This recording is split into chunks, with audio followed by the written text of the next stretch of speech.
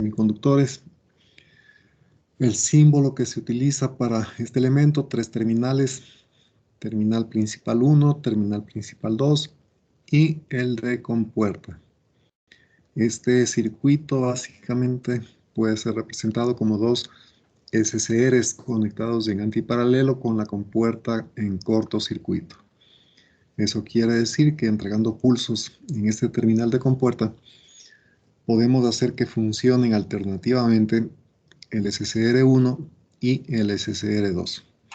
En la curva característica tenemos operación en los dos cuadrantes, en el primero y tercero, en donde aparece una característica del SCR. Necesitamos aplicar voltaje T2, T1 positivo y un pulso positivo en la compuerta. Una vez que el triac está conduciendo, para que se apague, al igual que el SCR, se requiere que la corriente disminuya a un valor cercano a cero, es decir, hasta la corriente denominada de mantenimiento. En el tercer cuadrante, el voltaje que utilizamos para polarizar estos elementos cambia, es decir, aquí necesitamos voltaje T2, T1 negativo y también pulsos negativos en la compuerta, ya sea de voltaje o de corriente.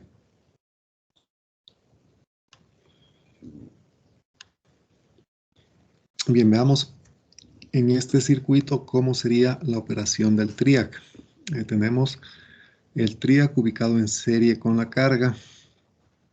A este conjunto alimenta una fuente de señal alterna y prácticamente desde la misma señal alterna se está tomando un voltaje referencial o de entrada a un circuito comparador con histéresis. Ya conocen ustedes que es un comparador con histéresis. Eso se puede hacer con un amplificador operacional.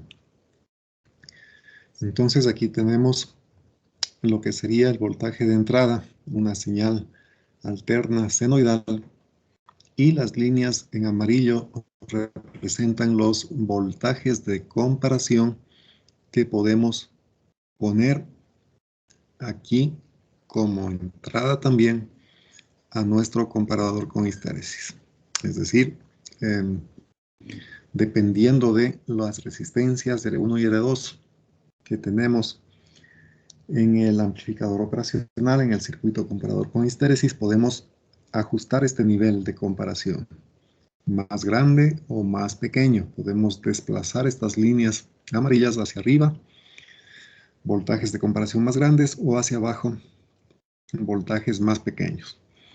¿Qué es lo que va a ocurrir allí? Si es que nosotros vemos en esta gráfica en donde dice voltaje en RL, a partir del punto que corresponde al tiempo cero,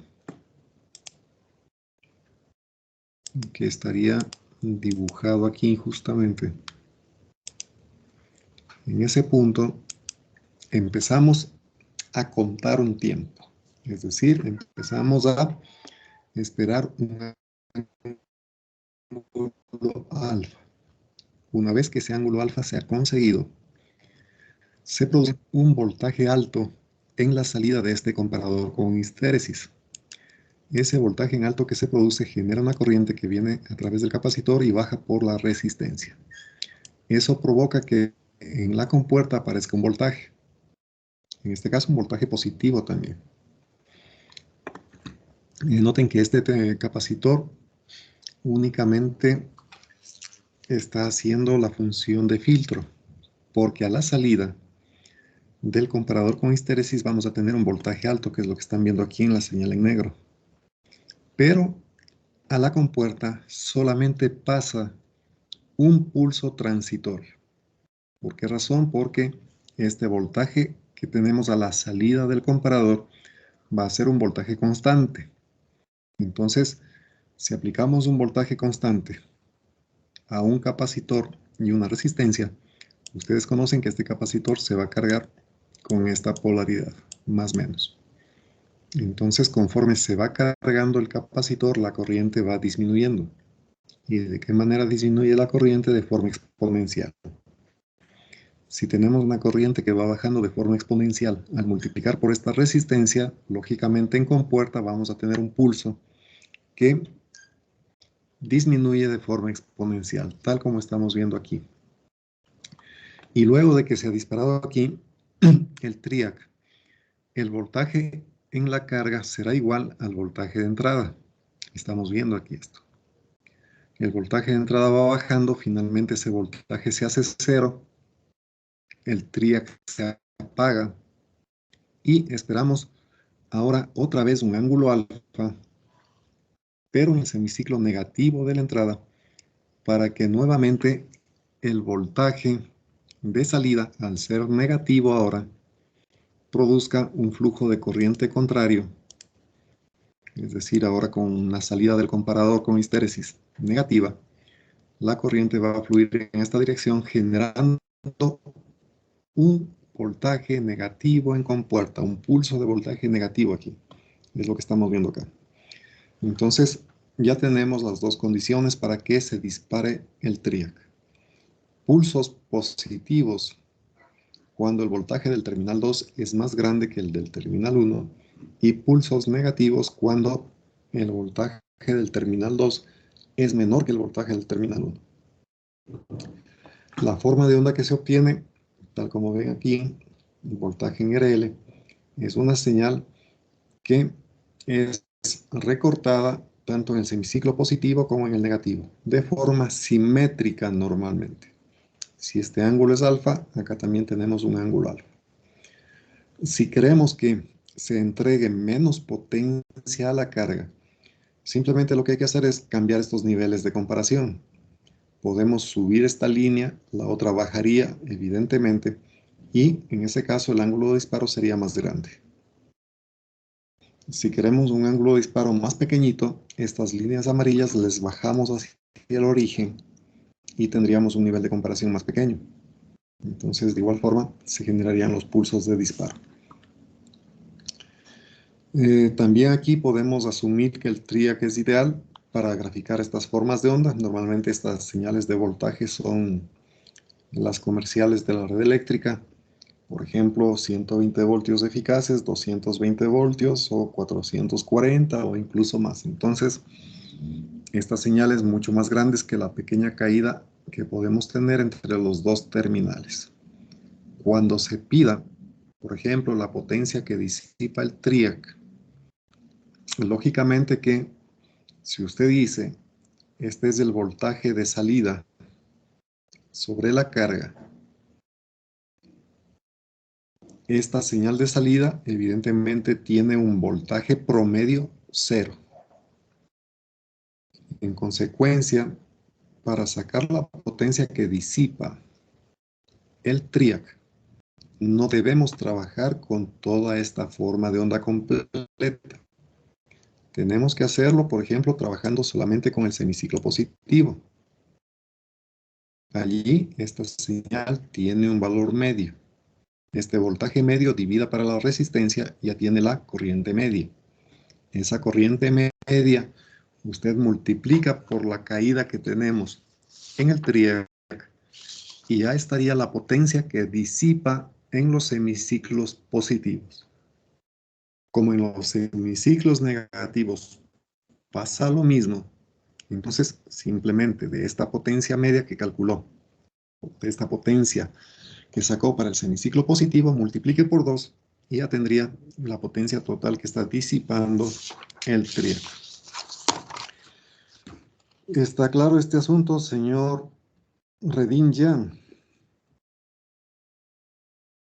Sí, que diga. Bueno, ¿alguna pregunta sobre esto? No, la verdad no. Entonces no se olvide, cuando saque la potencia que disipa el triac, trabaje solamente con semiciclos positivos. Y esa potencia que le va a dar, multiplique por 2. Y eso es todo.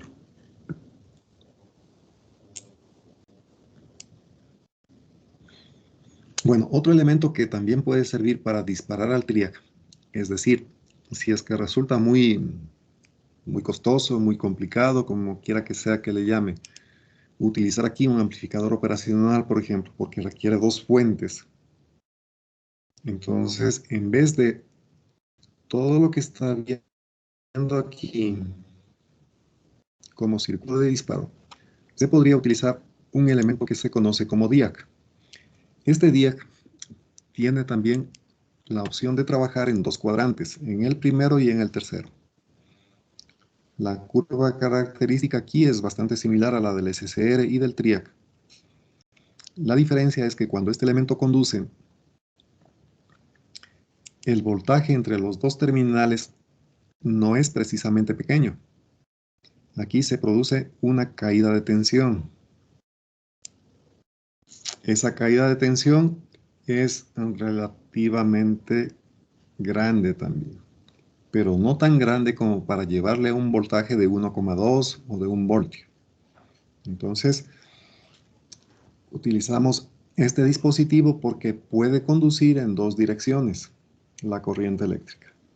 Normalmente para estos días el voltaje con que se disparan es un dato del fabricante. Entonces el fabricante le dice, por ejemplo, el voltaje de disparo BP es igual a 30 voltios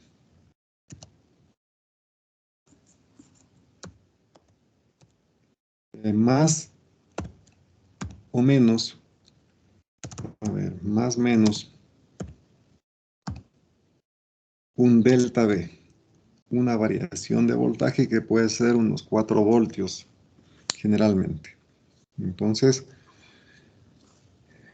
significa que para este elemento se dispare, usted no necesita el terminal de compuerta.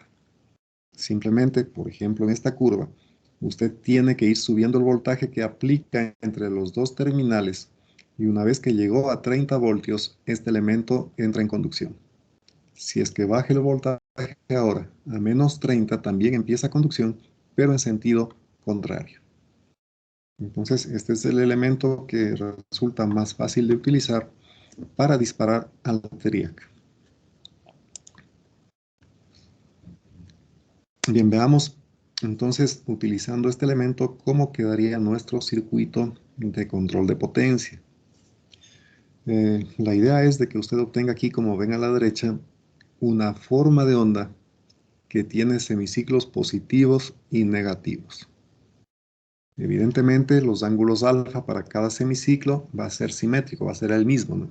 Si aquí disparamos el positivo con 30 grados, el negativo también se dispara con 30 grados. Entonces, para estudiar este circuito de aquí, necesitamos hacer lo siguiente. Recuerde usted, el TRIAC necesita un profesor con puerta y el DIAC necesita que el voltaje que se aplica entre sus terminales también llegue, por ejemplo, a 30 voltios.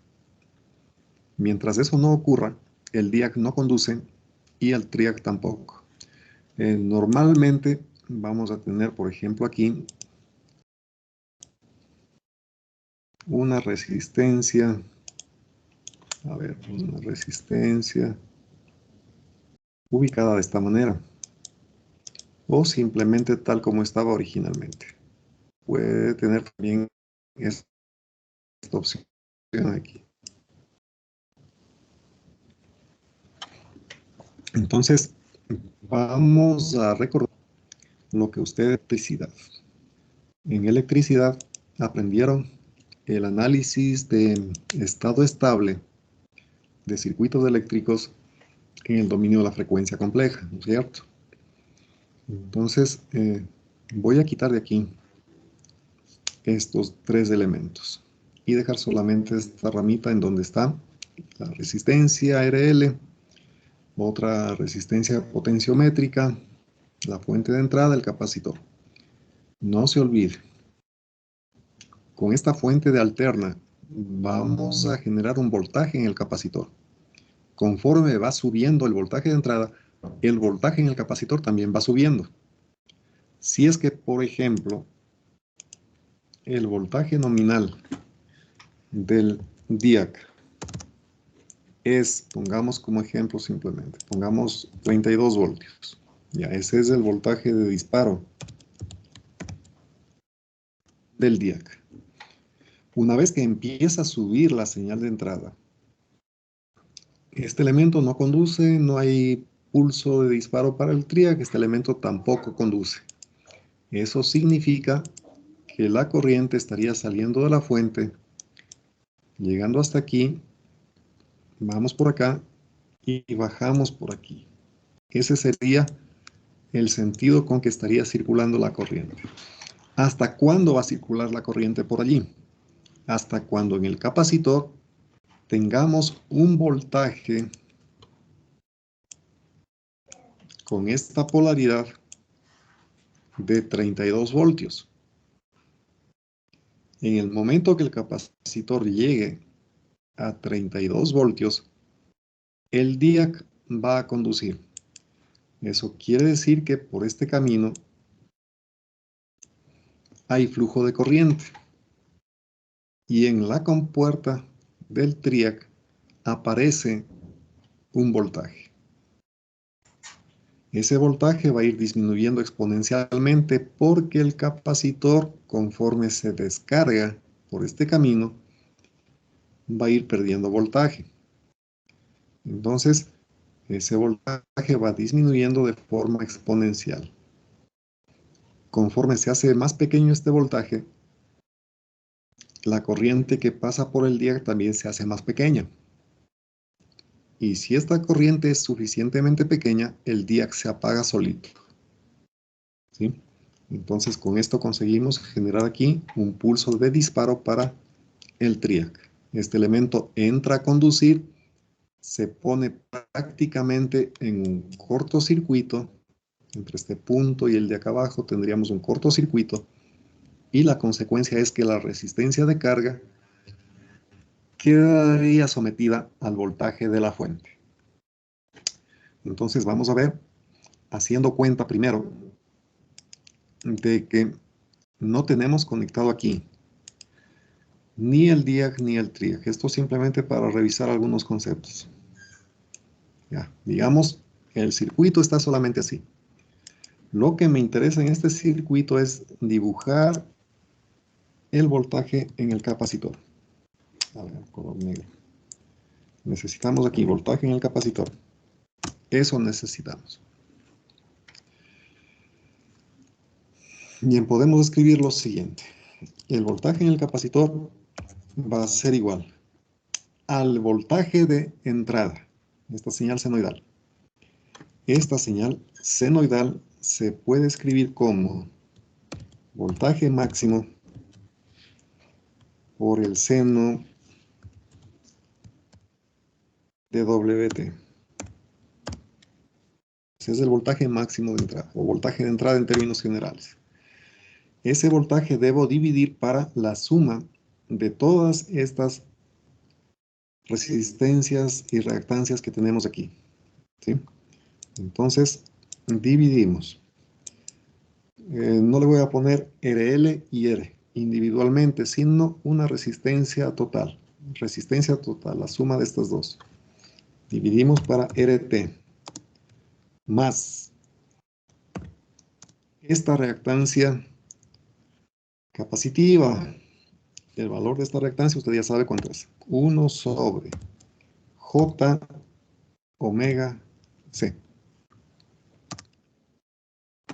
Eso quiere decir que si aquí abajo voy a trabajar ya en el dominio de la frecuencia compleja, también tengo que poner en el dominio de la frecuencia, es decir, como un fasor. Entonces, a ese voltaje de entrada le dejo con su módulo y ponemos ahí un ángulo. ¿Cuál es el ángulo? El ángulo va a ser 0, ¿sí? Porque no hay ningún desfasamiento en el voltaje de entrada. Le estoy tomando como referencia. Entonces ponemos 0 grados ahí. Ya, entonces así quedaría el fasor voltaje del capacitor. Hasta ahí tengo la corriente me hace falta multiplicar aquí por la reactancia capacitiva. Es decir, por 1 sobre J WC. Ya está. Entonces, el voltaje en el capacitor nos va a quedar.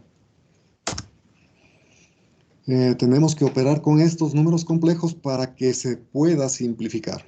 Entonces, este J omega C que está en el denominador aquí, se va a simplificar con esta expresión de aquí y multiplicar a RT.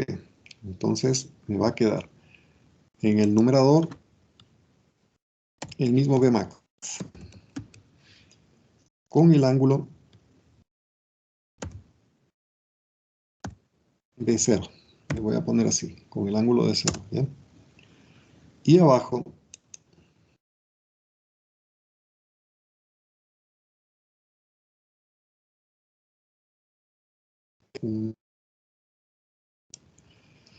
que va a ser 1 más J omega C RT. ¿Sí? ¿Por qué? Este J omega C, entonces este 1 más J omega C RT le escribo en forma polar. Tierra unitaria, parte imaginaria J omega C RT. Entonces, para escribirlo en forma rectangular, ya tenemos la expresión. Ahora le voy a escribir en forma polar. Entonces aquí me queda la parte real al cuadrado. 1 al cuadrado es 1. Más la parte imaginaria al cuadrado.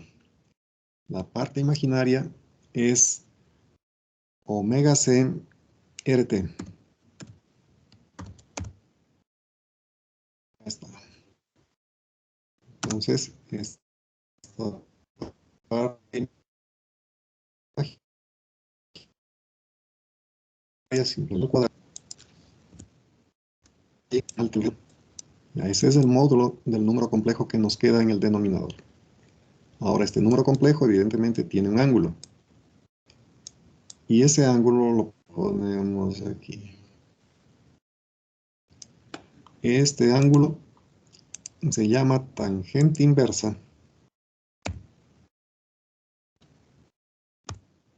Tangente inversa de la parte imaginaria, omega C RT, sobre la parte real que vale 1.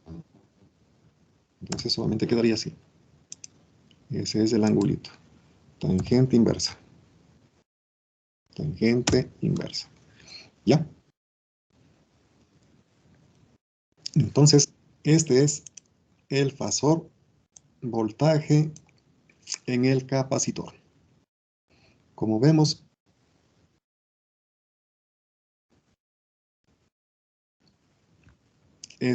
vamos a simplificar también y daría finalmente que el voltaje en el capacitor va a ser igual.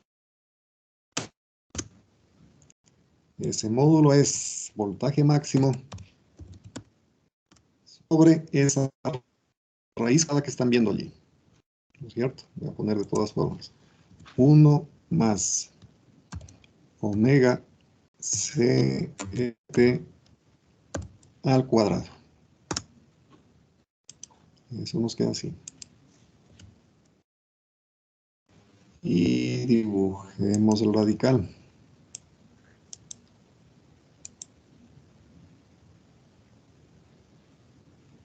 Ya está.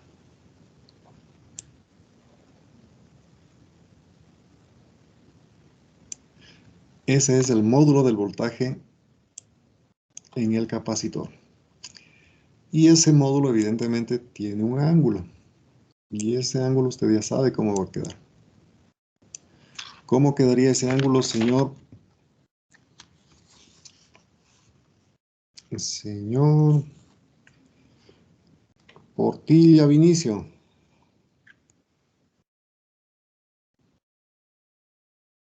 Señor Portilla parece que se ha retirado, ¿no? Entonces, señor Guerrero Eric, ¿cómo quedaría ese ángulo? Un ángulo de 0. A ver, usted tiene aquí arriba el cociente de dos números complejos expresados en forma polar. Tiene que reducir esto nomás. Los módulos se dividen entre ellos. ¿Qué pasa con los ángulos? ¿Cómo tiene que hacer con los ángulos? Creo que se restaban. Se restan, ¿no es cierto? Arriba tiene 0. Entonces sería menos tangente inversa de WCRT. Exacto. Tangente inversa negativa de omega CRT. Eso es todo. Entonces, aquí le ponemos el tangente inversa, menos 1, y tangente a la menos 1 de omega CRT. ¿Ya? Ese es el fasor del voltaje en el capacitor. Ya tenemos el voltaje en el capacitor. Ahora, si usted quiere regresar de un fasor voltaje al dominio del tiempo, ya saben cómo hacer eso, ¿no es cierto? Si estudiaron esa parte. El voltaje en el capacitor en el dominio del tiempo va a ser igual a un valor absoluto, es decir, a un número, en este caso, esta parte de aquí, que es el valor máximo, que viene a ser el coeficiente de la función senoidal. Entonces, habría que escribir aquí otra vez todo esto. Pero para no estar escribiendo toda esa cosa, voy a poner aquí voltaje del capacitor máximo. Voltaje en el capacitor máximo. ¿Cuál es el máximo voltaje que puedo obtener en el capacitor? El V máximo del voltaje de entrada dividido para esta raíz cuadrada de aquí. Ese es el voltaje máximo del capacitor.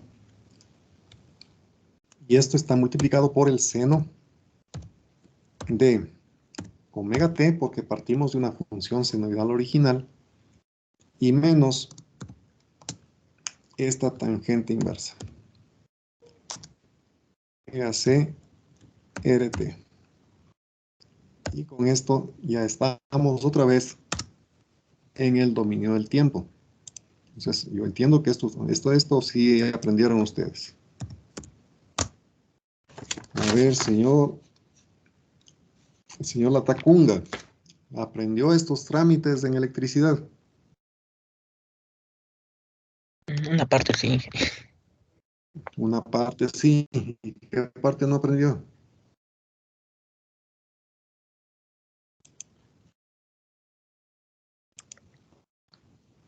La Entonces parte de, recuerde, por esa parte. esta, esta partecita de aquí es lo que está puesto aquí como voltaje máximo del capacitor, ¿sí? Entonces, ¿qué es lo que obtenemos finalmente como resultado de hacer todo este trámite? Que usted ya podría dibujar aquí el voltaje de entrada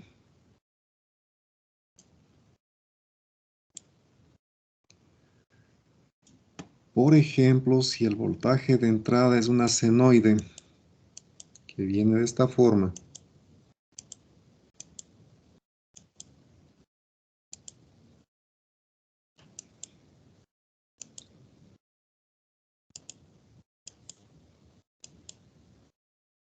ya ese es el V sub in. De una vez pongamos acá para que no haya confusiones. Este es el voltaje de entrada. Y es igual a voltaje máximo por seno de omega t. Ese es el voltaje de entrada. Entonces, ese voltaje está dibujado aquí. También podemos ponerle acá el V sub in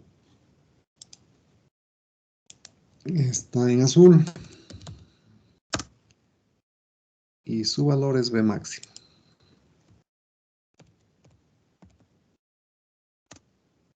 Ya está el B subido. Ahora, en esta misma gráfica debo dibujar el voltaje del capacitor. Este voltaje también es una señal senoidal y tiene su valor máximo. ¿Cuánto vale eso? Aquí está, en el círculo. Ese es el voltaje máximo del capacitor. Entonces, como vemos, es un valor más chiquito que el B máximo de la entrada. Entonces, lo voy a dibujar aquí mismo, pero en rojo. Y además de eso, tiene un desfasamiento. Quiere decir que si a este desfasamiento, a ver, a este angulito de aquí, le llamamos teta, le llamamos, este es un ángulo teta.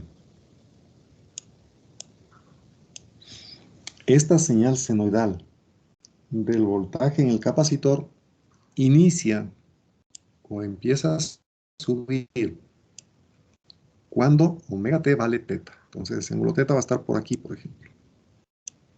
Ahí está el ángulo teta.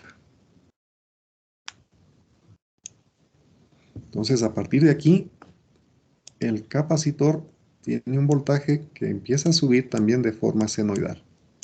Evidentemente, este capacitor no llega al voltaje máximo de la entrada. Va a estar más chiquito, ¿no es cierto? Por esto que está aquí arriba en azul en el círculo. Y luego el voltaje en el capacitor bajará de esta manera. ¿Ya? Entonces, ahí están las dos señales. La entrada y el voltaje del capacitor. Entonces, usted puede fijarse que al tener este circuito, el voltaje que se produce en el capacitor también es senoidal y tiene un voltaje máximo. ¿Cuánto vale ese voltaje máximo? Esta cantidad que está aquí en azul. Ahora bien, de una vez, dijimos hace un momento que este voltaje del capacitor es el que está alimentando al DIAC. Entonces, debemos garantizar que el voltaje del capacitor sea suficiente para que el DIAC se dispare. ¿Qué pasaría si, por ejemplo, voy a dibujar aquí en color negro, el voltaje del DIAC es así? Vemos que en el semiciclo positivo, el voltaje de disparo del DIAC es la señal en negro, ¿no? Digamos que esto vale 32 voltios. Pero el voltaje del capacitor está en rojo. Nunca llega a 32 voltios. Significaría que el DIAC nunca se dispara. Y por lo tanto el TRIAC tampoco se dispararía.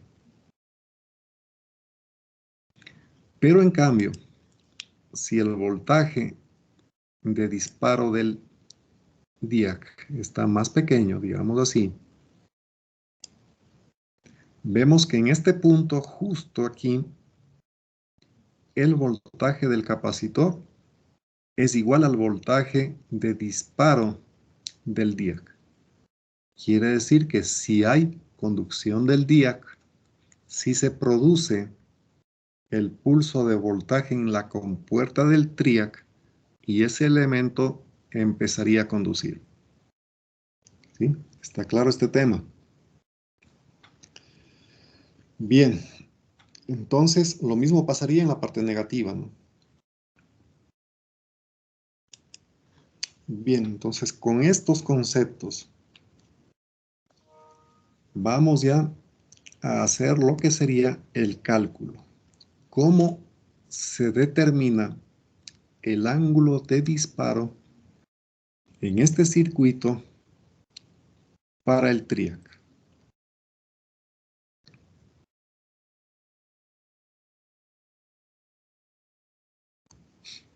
Bien. Sabemos cómo encontrar ya este ángulo de desfasamiento entre las dos señales. Este angulito vale tangente inversa de omega c RT, la resistencia total que tengamos desde la fuente hasta el capacitor. Esa es RT. Voy a poner también por si acaso. Aquí.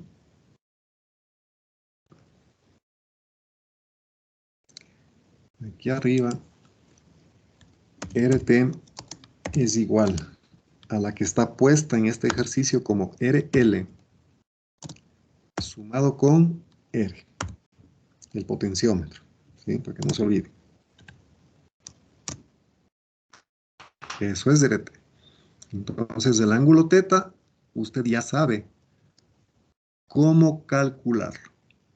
Le hace la tangente inversa a omega. ¿Qué es omega? 2pi por f. ¿Qué es f? La frecuencia de la señal eléctrica, 60 hercios, por ejemplo. ¿Cuánto vale c? Depende del dato numérico que tengamos allí.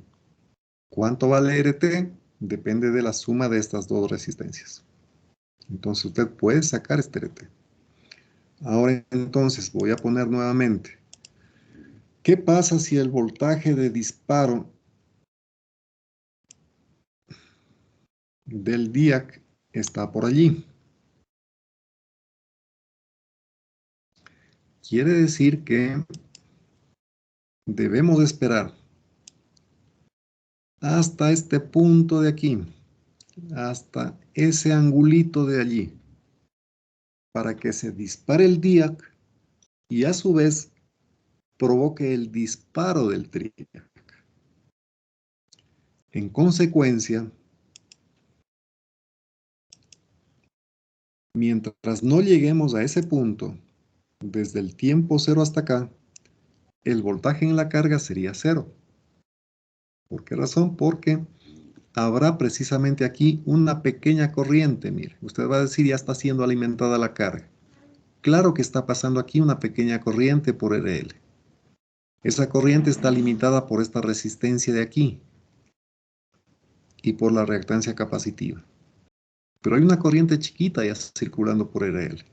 Pero esa corriente pequeña, evidentemente, no es suficiente para que este elemento se active.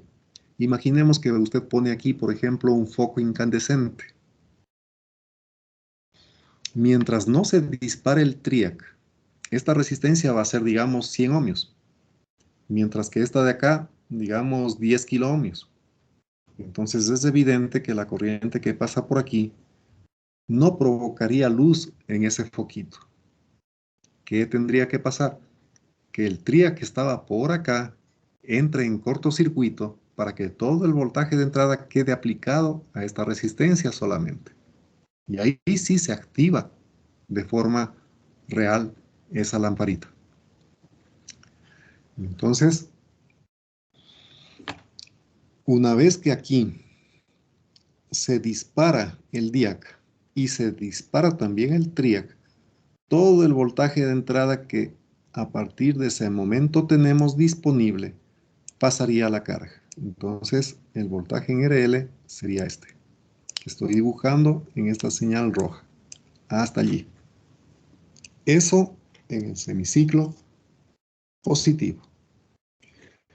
Como el DIAC es un elemento simétrico, tiene un voltaje de disparo positivo y también un voltaje de disparo negativo, en el semiciclo negativo también va a suceder lo mismo. Entonces, en este punto, cuando el voltaje de entrada vale 0, nuestro elemento, nuestro TRIAC se apaga, igual que el SC, se apaga aquí. Ahora, ¿qué tenemos que esperar? Que nuevamente el voltaje del capacitor que se está cargando ahora en sentido contrario iguale al valor del voltaje de disparo del DIAC, es decir, aquí. Mientras no lleguemos a este punto, el DIAC está apagado, el TRIAC también está apagado. El voltaje en la carga sería 0, hasta allí. Pongámosle en rojo mismo. Entonces el voltaje de entrada sería 0 hasta acá. El momento que llegamos a ese punto, cuando el voltaje del capacitor iguala al voltaje de disparo del DIAC, entonces a partir de aquí todo el voltaje que teníamos como entrada pasará a la carga. Y tendríamos esa forma de onda en rojo en la carga, igual a lo que tenemos aquí en esta figura en negro. Entonces, ya sabemos cómo se obtiene esa forma de onda. Ahora, este ángulo de aquí es el ángulo de disparo alfa, con el que tendríamos que evaluar las ecuaciones que ustedes ya disponen para saber el valor eficaz de esta señal de voltaje que está en rojo. Usted va a decir, pero para esta señal de aquí no hemos visto el valor eficaz. Claro que hemos visto. Si usted le da vuelta a esta forma de onda negativa, le manda hacia arriba, le queda un rectificador controlado de onda completa. ¿No es cierto? Y tenga en cuenta que para sacar el valor eficaz, la función voltaje está elevada al cuadrado. Quiere decir esto que la misma formulita que nosotros vimos para el rectificador controlado de onda completa le sirve para sacar el valor eficaz de esta forma de onda. Lo único que tiene que hacer es conocer este ángulo de disparo alfa. ¿Sí? Entonces, ahora viene el problema. ¿Cómo calculo este ángulo de disparo alfa? ¿Qué tiene que pasar para que eso ocurra? El voltaje del capacitor tiene que igualarse al voltaje de disparo del DIAC. Entonces voy a poner aquí. BP es el voltaje de disparo del DIAC. Entonces simplemente hay que hacer eso nada más. Aquí está la formulita o la expresión matemática, la función que describe el voltaje en el capacitor. ¿No es cierto? Ya tengo yo esta expresión. ¿Qué es lo que hay que hacer? Simplemente igualar este voltaje del capacitor a BP y ya estaría. Solamente voy a hacer la siguiente representación. Este fasor voltaje de entrada le voy a dibujar como un fasor precisamente. Aquí está el voltaje fasorial de entrada. Voy a escribir. Este es el fasor voltaje de entrada. Ya sabemos que este fasor tiene un módulo y tiene un ángulo. ¿Cuánto vale el módulo? B máximo, ¿no es cierto? Es el voltaje máximo de la entrada. Ya. Como este es un circuito resistivo capacitivo, sabemos que aquí circula una corriente. Esa corriente que está circulando aquí, en este circuito resistivo capacitivo, ¿cómo estará respecto al voltaje de alimentación? ¿En adelanto o en atraso? ¿Qué nos puede decir respecto a esto el señor García, la señorita García Alanis? Aquí está circulando una corriente. Esa corriente que está circulando por aquí, ¿cómo está respecto al voltaje de entrada? ¿En adelanto o en atraso? Circuitos eléctricos. Buenas tardes. La señorita García tuvo que ir hoy a la vacuna. O sea que se salvó la señorita García. Entonces, ya que está usted mismo, dígame. De una vez. A ver, señorita, cuénteme. ¿Cómo está esa corriente? ¿Adelantada o atrasada respecto al voltaje de entrada? A ver.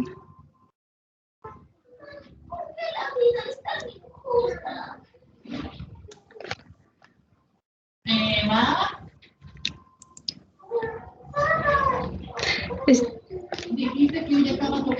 estaría en adelanto. Está efectivamente en adelanto, ¿no es cierto? Entonces quiere decir que de aquí yo puedo dibujar como fasor esa corriente así. Entonces, allí tenemos el fasor corriente que está circulando por el circuito.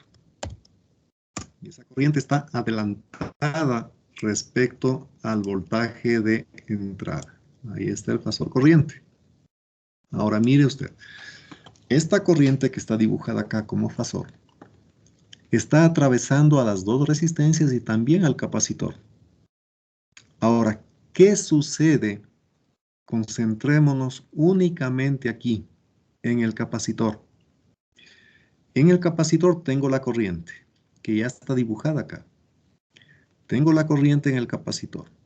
La pregunta es, ¿cómo debo dibujar el fasor voltaje en el capacitor? Este fasor voltaje que está puesto aquí. ¿Cómo lo dibujo respecto a esa corriente que está graficada acá arriba? ¿Quién me contesta esa pregunta?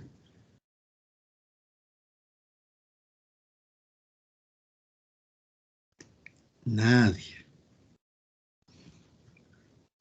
Pero cuando yo veo las notas de electricidad, de máquinas eléctricas y otras materias, veo que casi todo el mundo se exonera. Hay semestres que nadie pierde la materia. Toditos pasan. Genial.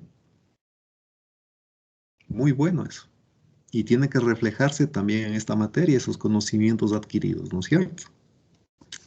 Entonces la pregunta es, usted tiene una corriente que está pasando por el capacitor aquí. Acá está dibujada ya. Respecto a esa corriente que está dibujada aquí arriba, ¿cómo debería dibujar el voltaje del capacitor? Solo el voltaje del capacitor, no el de la entrada. El voltaje del capacitor, nomás pregunto. ¿Cómo lo dibujo? ¿En fase, adelantada o retrasada respecto a esa corriente? Dígame. Sería hacia abajo. Es Hacia decir, abajo. atrasado. Sí. ¿Y qué ángulo estaría atrasado? Me parece que no, con 90 grados con respecto a la corriente. A ver, señorita, ¿cómo se llama usted para ponerle una participación en clase? Maca, sí. Señorita Macas. De acuerdo.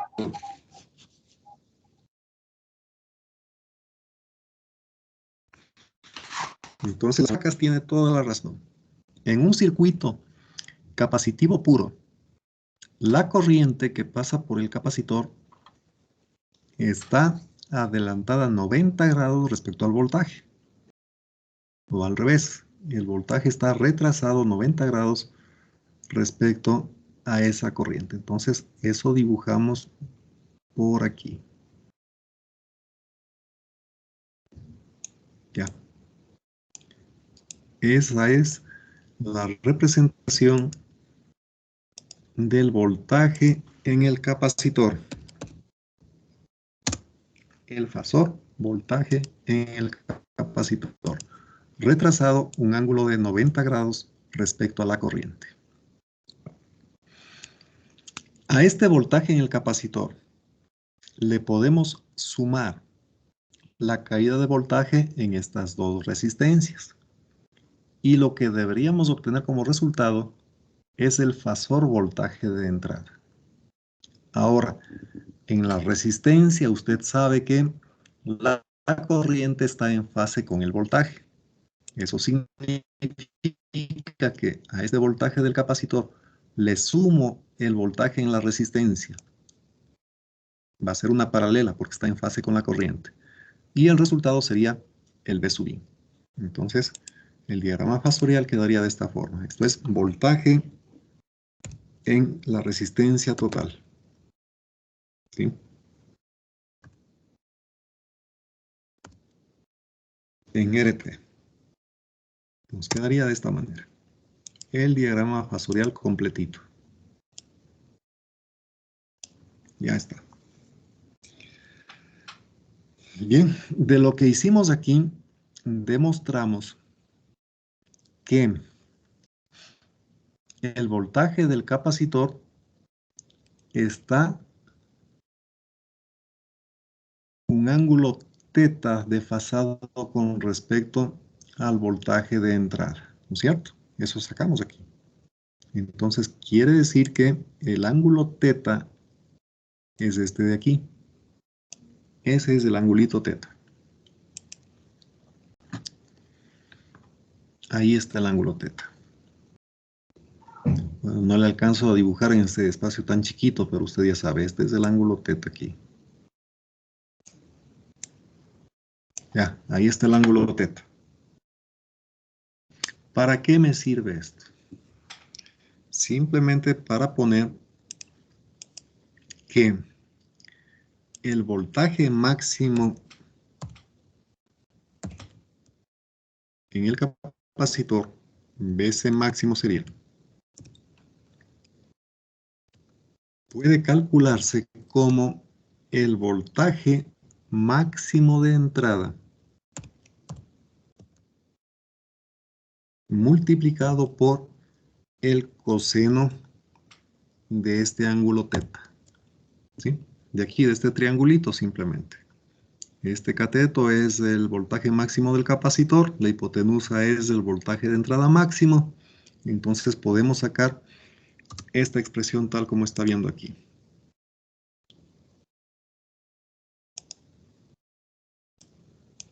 Ya, eso es todo lo que necesitamos. Entonces, para terminar esta parte, voy a escribir aquí abajo el voltaje del capacitor en el dominio del tiempo. Vc en el dominio del tiempo. Nos va a quedar, dice, voltaje máximo del capacitor. Pero el voltaje del capacitor máximo es esto de acá. Entonces, es igual al voltaje de entrada máximo por el coseno de teta,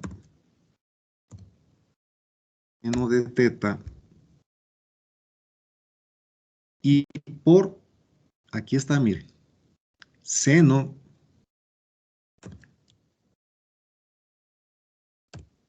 por el seno de Wt menos tangente inversa de omega c RT. Entonces, ahí simplemente he reemplazado el último cálculo para el voltaje máximo del capacitor. ¿Ya? Y aquí tenemos un -1. Eso es todo. Ya está. Ese es el voltaje del capacitor en el dominio del tiempo. Ahora, fijarse bien cómo es el reemplazo. Cuando el voltaje del capacitor, aquí en esta grafiquita, la señal punteada en rojo que tenemos, ese es el voltaje del capacitor. Cuando este voltaje del capacitor llega a ser igual a Vp, aquí lo tenemos a Vp, ese es Vp, el voltaje de disparo del día, y acá estará el menos Vp. Cuando el voltaje del capacitor iguala a Vp, ¿qué es lo que pasa? En omega t, que es el eje horizontal, ¿cuánto tenemos en ángulo? Tenemos un ángulo alfa, ¿no es cierto? Aquí está. Entonces, eso voy a poner aquí. Cuando el voltaje del capacitor sea igual a Vp, entonces la ecuación me queda de la siguiente manera. V máximo de entrada multiplicado por el coseno de teta y esto multiplicado por el seno de qué cosa. Este omega t en ese instante de tiempo es el ángulo alfa. Mire, aquí está. Entonces, ahí debo poner el alfa. Y aquí me queda menos esta tangente a la -1 de omega c RT, es el ángulo teta otra vez, ¿no es cierto? Y cerramos la ecuacióncita así. Entonces aquí Le completamos. Coseno de teta este es un ángulo teta también. Y aquí simplemente el omega t se llama ahora el alfa, el ángulo de disparo alfa. Entonces de aquí podemos despejar el valor del ángulo de disparo alfa. En consecuencia, diríamos que para este circuito el ángulo de disparo alfa, ¿qué pasó ahí? El ángulo de disparo alfa va a ser igual a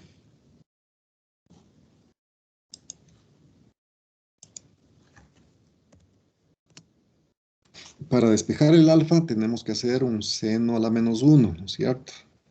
Entonces ponemos aquí una función seno a la menos 1, y ya voy a poner el menos 1. ¿De qué cosa nomás? Sería dVp sobre voltaje de entrada máximo por el coseno de teta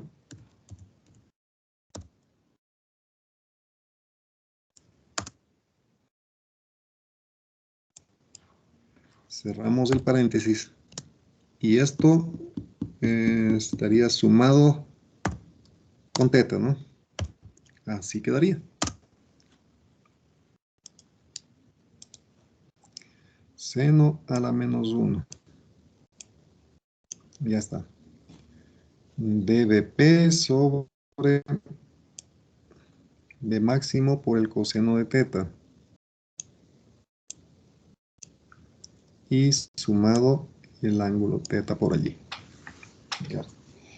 Entonces, con esto hemos encontrado el valor del ángulo de disparo en estos circuitos.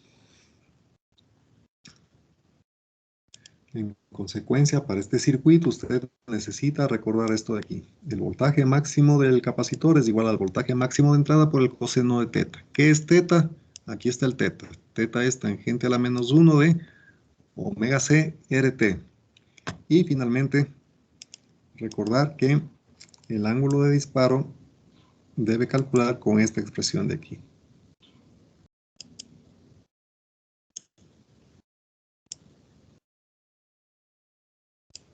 Ya está. Eso es lo que vamos a necesitar. Bueno, ¿alguna pregunta hasta aquí? Bien, si es que no hay preguntas, por favor revisen esto. Y de paso les comunico que la próxima semana tienen la prueba número 4, ¿no? Así es que preparen la materia para que rindan una buena prueba la próxima semana. Seguramente va a ser el día miércoles. ¿Alguna pregunta? Inge, ¿desde qué temas irían para la prueba? A ver, para este examen iría desde aplicaciones no lineales del amplificador operacional.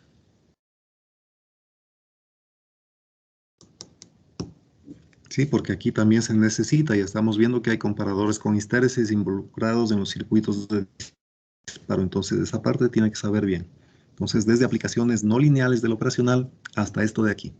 Hasta el SCR, DIAC y TRIAC. El día Listo, Inge. lunes vamos a hacer ejercicios con este circuito de aquí. Revisen esto, por favor. Entonces, quedamos hasta aquí. Con esto terminamos la clase. Que tengan un buen resto de semana. Nos vemos el próximo día lunes. Tengan una buena tarde. Hasta luego, Inge. Hasta luego. Sí. Hasta luego con todos.